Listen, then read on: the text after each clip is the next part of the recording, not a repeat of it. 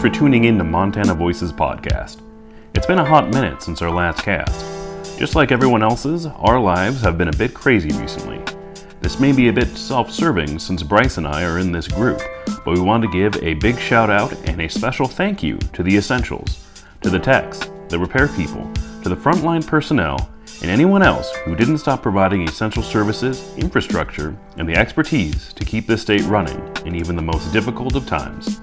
For Montana Voices podcast, thank you. Back to business. Episode 39 of Montana Voices podcast. I had the privilege of sitting down with Jeremy Trebas to discuss his political prospects. Jeremy is currently running for House District 26. He formerly represented House District 25, and in his tenure captured the attention of statewide media for his positions on CPS core procedures, firefighters' presumptive lung diseases, and his opposition to local cell phone ordinances. Though I grew up just several blocks from Jeremy, this is the first time I've spoken with him in nearly 20 years. Join us for a candid conversation recorded in his Columbus Center office.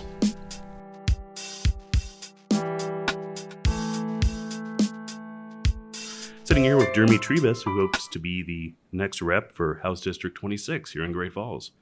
I'll let you introduce yourself, Jeremy. I'm Jeremy Trebas. As Jimmy said, I'm running for House District 26. I've lived in Great Falls for as long as I can remember. I was born in Missoula in 1984, so I'm going to be 36 next month, doing my darndest to get elected here again. So, in our brave new world, I understand there's some new challenges with how campaigning might go. You're still door to door, or you're? Yeah, door to door. Not so much knocking as I've done in the past. I'm an introverted individual anyway, so it's been a little different strategy with COVID going on. I've just kind of been leaving my information at the door, and that was only after things kind of started to open up. I didn't go out right away. I wanted to kind of make sure that I was campaigning wisely, I guess. So, yeah, I guess everybody has that same challenge, and it's more of a maybe online campaign. I saw you had some online presence, and full disclaimer, me and Jeremy know each other from way back, grew up in the same neighborhood, played together, and got in trouble together as kids. So I thought I had the inside line to Jeremy. Usually when I contact somebody that wants to be a representative, I talk to a campaign manager, a staffer, or somebody that's not the person I want to talk to.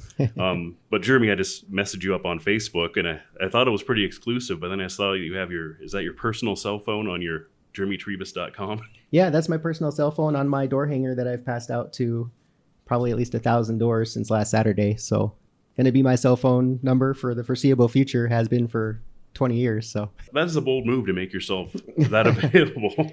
It's okay. No one calls me. So you're lucky. Let's run into some sort of a primer of some introductory things so the voters can get to know you a little bit better. You previously ran for House District 25, but it looks like you've moved this time to 26. Yeah, so actually in 2014, I ran for House District 26 when it was a brand new, kind of on the map after the last census. So House District 26 is the district I actually live in.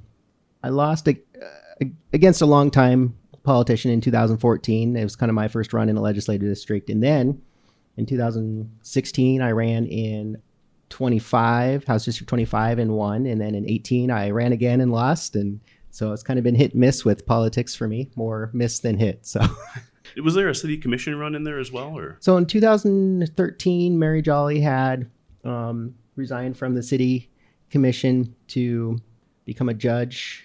I asked to be appointed to that position. I think I had my application in first. Not that mattered. I think like 30 or 40 or 50 people applied. Bob Kelly was chosen at that time, and then, of course, he was a commissioner and then ran for mayor and won.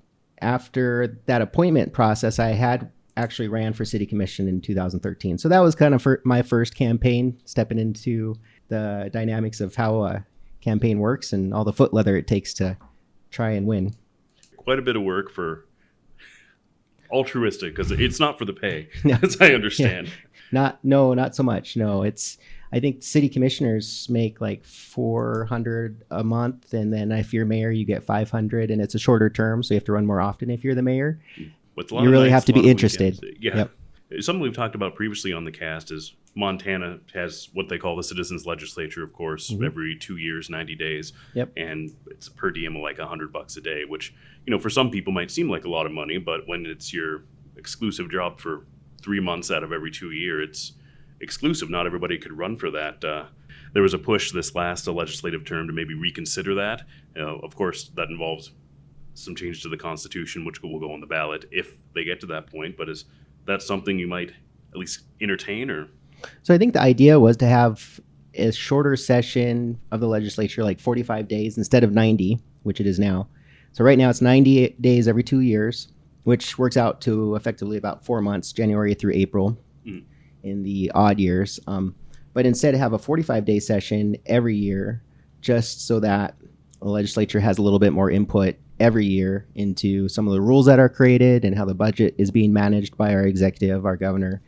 And so that has kind of been a back and forth. So it'll be interesting to see where that goes. I think I like the idea of every year session, but then it kind of disrupts your life and career at home every year. Of course, some people are retired. I'm not yet. So a few years off from that. I could kind of go either direction with that. I think it's an interesting idea. Might be a good one. Could be. I guess we'll see what which way the wind blows this next time. Yeah. And that, of course, is 4 months out of every 2 years, unless there's an emergency session that's called. Just sure, yeah, special session. I was a part of one in November of 2017, and that happens usually when the budget is in trouble, and it was just because of had a large fire season prior to that, and so we had to figure out what to do and how to get the budget to balance again. You know, I anticipate another special session this year with the budget and the following year with the budget. Maybe, yeah, it'll be interesting. I think we're probably in good shape, but who knows until we really get out of this time in our world. So let's talk about your opponents just slightly, because I actually hadn't heard of either of them. There's Rudolph, who doesn't even have a profile pic that I can find, and Sheridan Buck. So I know very little bit about them, but of course you're facing them on the June 2nd primary. And why do you think you're a better fit than either of?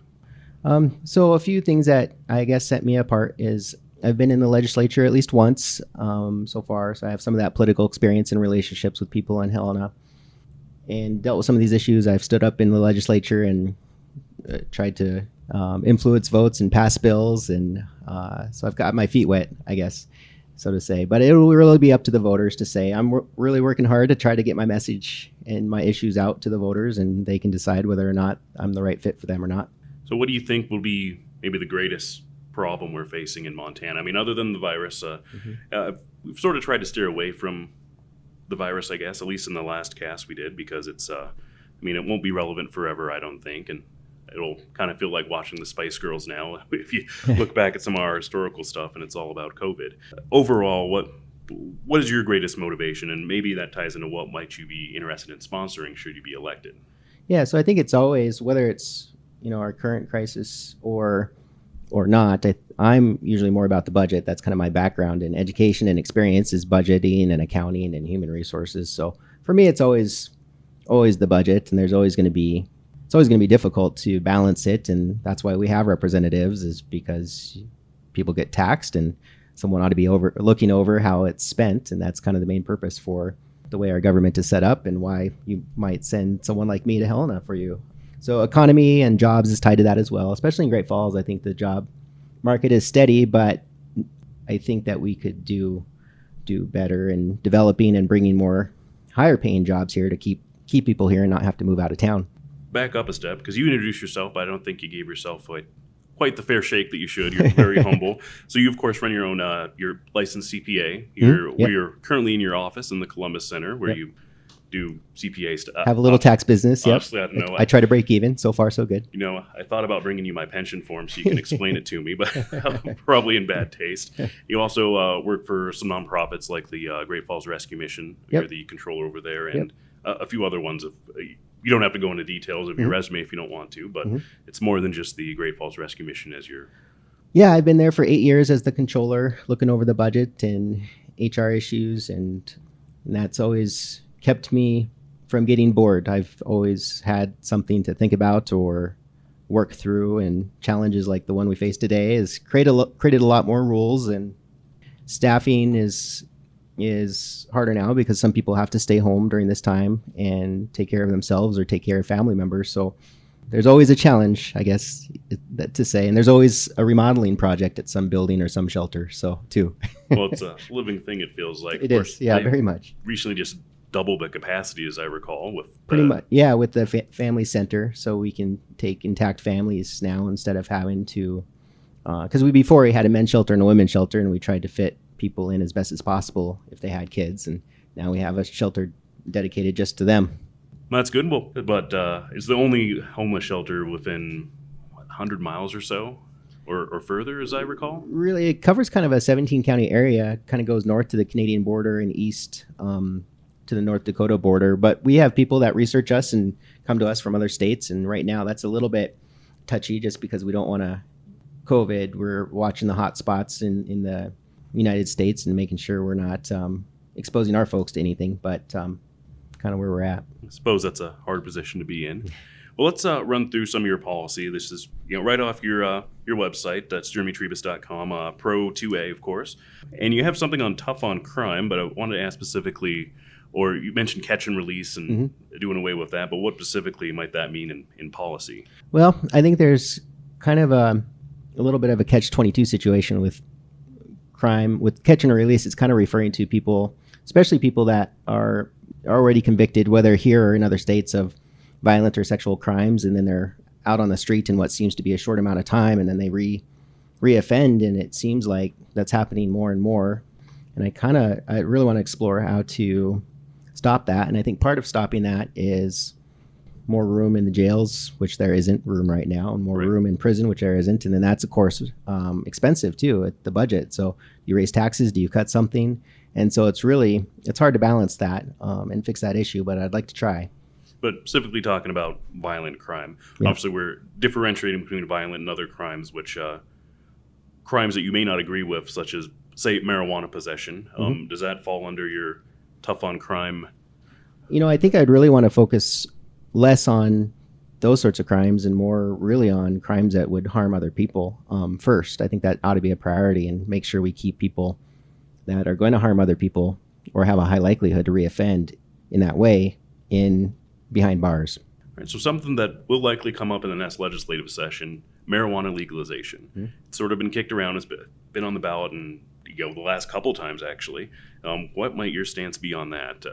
I kind of want it to be, and I think they're trying to get it on the ballot for everyone to vote on and I think that's the right place for it. I would think that I don't want to make that decision for people as a representative. I want them to make that decision on a ballot initiative type deal. So, right, and something you did have some specific policy. Of course, Pro 2A is very important, but you talked about lower taxes, and you generally said lower taxes, which is something we see a lot when we have a conservative on there. Right. Of course, they're going to say lower taxes, yep. But you specifically pointed out not taxing Social Security benefits. Yeah, so kind of, and I would say not just lower taxes necessarily, but broader taxes. I think conservatives are more about broadening the tax base, so more people pay in less, but overall we have more money. That's the theory. But Social Security tax, Montana is one of 13 states that I know of that still taxes Social Security payments if you make over a certain amount. Now, if that's your only income, you're probably not taxed on it. But I think even if you have other pension income or retirement income, in addition to this, you shouldn't be taxed on it. It's meant to live on. And then, so yeah, that's one of my policies that I've kind of pointed out specifically here. They actually had got that through the House and the Senate, but it was vetoed last session in 2019. So this comes up for every candidate, but you have a spot on it for no sales tax, which I think every Montanan wholeheartedly believes. Yeah, so sales tax, it's a broader issue. We have plenty of excise taxes. You pay gasoline tax, which is a sales tax of sorts, sales tax on alcohol and tobacco, and even your homeowner's insurance. You pay that, but then your insurance company has to pay a tax on the insurance that they've sold, so it's priced into your policy. So we have plenty of excise taxes. This is a general sales tax. I think people, especially people that move to Montana from other states or visit, it's often sold as, hey, if we can tax people that are coming in from out of state or tax people on their consumption, on their purchases, we can lower your property tax. But the way that usually works out when politicians get a hold of a tax is they don't let go of either. So your property tax is the same and your sales tax is there and present. So I think that's generally why Montanans don't like a sales tax, is because they've seen how it works other places and they don't trust politicians with their money, which is probably a good judgment on their part. It's not quite a give and take. It's, Yeah. it's more of a Not so more of a much. take. Yep. And some of the idea that I've heard kicked around is, I don't know how it will be implemented. It sounds like it'd be difficult bureaucracy. Sales tax only for people that are from out of state who come and tour us here, but that kind of feels like a slippery slope. But I don't even know how we would implement it. Right. But There's been an idea kicked around, probably one of the more popular ones, where maybe a seasonal sales tax, where we have sales tax in the summer months, or May through September, just kind of when we have a high visitation rate from tourists. And of course that would hit everybody, but it would pick up some money from tourists, and then it would be, kind of turned off, I guess, for the rest of the year. So. Right. So with that, on the tax part, I mean, if we were able to do that, like I said, I wouldn't know how we would implement that. The time just seems like I'm against any sort of taxation. No, we joke that taxation is theft, and there's some truth to that, about how to implement a fair tax policy to everybody. Because obviously in Montana, the property holders are left with the lump sum of tax responsibility in the state. People that vote, it's a problem we see in Missoula, where a good portion of the population is renters that are quick to vote for any levy and every property tax increase, not considering the way that's going to trickle down to them. What might a fair tax policy look like? We had some budget shortfalls this last year, and I'm kind of feeling that we're going to have some trouble again due to where we were and the virus as well. What might be a fairer policy in your mind? So, property tax isn't actually our biggest tax. And so I'd start with income tax and dig into that. But, they're both a large amount, but income tax really dwarfs the amount we bring in property tax. So I would start there and say, what are the rates? What are the tiers? How much do you get taxed at each income level? The brackets, and see whether that makes sense or not. And really in Montana, I think our income tax is a pretty decent system. It's almost a flat tax, not quite, it's still somewhat progressive, but it stops at, after you've made $17,400, you pay 6.9% on the rest of your income, and it stays at 6.9%. So it's almost relatively flat at about 7%. And, I don't think that's bad. So it's, I don't know that it needs major changes, but I would dig in and see what makes sense to kind of level things out. And fairness is always in the eye of the beholder, so it's not easy to talk about fairness and taxes ever. So it's a good thing we have a professional here to correct me when I say something like, well, I'm sort of getting to the nuts and bolts here. The contempt of court charge. I had to go find info on this because on the KRTV article, it said you were facing a contempt of court charge, but then when you actually read through the article, that's not what actually happened, as I understand. You were never charged with anything and never faced any fines or jail time or anything like that. But I'm concerned that as somebody who, one, follows you closer because I personally have known you, and also because I'm sort of in the political realm, that I was so easily sort of misguided to think that this was a bigger issue than it was. Yeah, so kind of the basis for that was it had a underlying issue of Child Protective Services, CPS, Department of Family Services, and then, of course, the Department of Health and Human Services. And I had been watching and studying CPS as a system in our state for a couple of years, and ran a couple of bills that way that didn't get passed in the legislature. But it just boiled down to a mom asked me to help her because she felt like she was getting railroaded, and I agreed with her. And she presented enough, I guess, evidence to me for me to help take her case, not as an attorney, but as kind of as a helper, as a representative, really. But those cases are closed to outsiders unless you're a party to the case. And I was in the courtroom, and I got reprimanded for that. So reprimanded in the sense that I think it was Best, that Judge Best, yep, who basically reprimanded you verbally, or yeah. So she, I think technically she probably had contempt of court on me. I'm not sure exactly legally where I stood with all that, but she basically said, if you don't do it again, you won't, this will be wiped off, or I won't pursue it, or I'm not sure exactly where it left legally, but I got paperwork that said, don't do it again. Pretty much. Yeah. Mm-hmm. Do you think that might have had an issue in that upcoming election? Because wasn't it less than a year away from that? Or so that actually was televised like the week that ballots started going out. In to my recollection, it didn't really I got contacted months later by the Tribune to do a story on it, and then KRTV about a week or two before the ballots came out. And so it could have. I think it was on TV about the same time I was doing my final push knocking doors. So who knows? There was a lot of variables in that election, so I don't know where that fit in. Right. I would think it would have some effect. Like I said, to the outsider just reading it as somebody who, like myself, thought that there was a legitimate charge and you were in jail or something. Which would be crazy. But does sound bad. Yeah. But that's sort of how it was presented, unfortunately. And exactly why we're on a podcast here, to try to air these things out and present things as they are. And I should say, Judge Beth said, if you want to do that, ask permission first. So I should, if I was going to do that again, I'd ask her permission. I just kind of feel like I wouldn't get permission to help people when they ask me to in those cases. But my focus has shifted a little bit. I think that's still a system that needs some help and needs cleaned up. I also want to make sure that I'm representing, hopefully, the district as a whole and what they care about. Absolutely. And with that system, you had a few bills in your last session for HD26, revise, right. Sorry if I remember doing it wrong, because I've read through a good part of the bills, but I'm no lawyer, and so it doesn't make a whole lot of sense to what the end goal was. You were revising evidence procedures for neglect and assault, I think, and then I'll let you speak on that since you're in the know. So one of the two bills about CPS was changing evidentiary standards to be a slightly higher standard, kind of shift. There's kind of, I think, 3 or 4, and I kind of forget all the pieces right now. I'd have to look at the bill again, but basically make it a little bit higher standard before the government, or CPS in this case, can at each stage of removing a child from your home to investigations to ultimately terminating parental rights. So just kind of at each stage in that process, the evidentiary standards of proof or evidence would have to be higher at each stage. Because it sort of feels like, CPS court and regular court are operating on very different standards.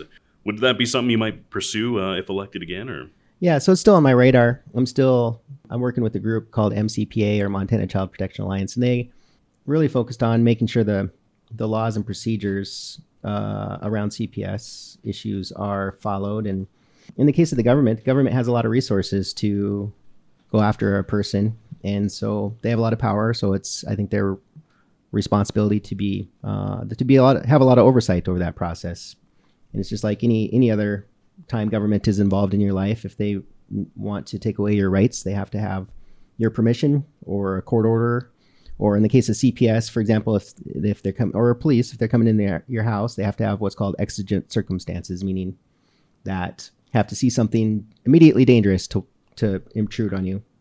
Absolutely. And I guess sort of the CPS thing, it kind of feels like we lean so heavily in giving them, I guess, sort of almost a blind slate. And you're right, unless you're in the know, there's not the same oversight that you have in a regular court case. But I guess some of the constituents allowing that is that we see all these cases of abuse and neglect, and it's absolutely sickening. Right. And so that's why we sort of give them more of a check than we would, say, other legal proceedings. Yeah, a lot of the stories you hear out in the news are the worst ones. And so you want to make sure the kids are safe, obviously. That's number one. But you have, as an individual, as a parent, as a guardian, you have rights under the Constitution as well. And so what's a little different in these cases is that they're considered civil cases versus criminal. So you don't quite have the same, you have due process, but not quite the same due process you do as a criminal proceeding.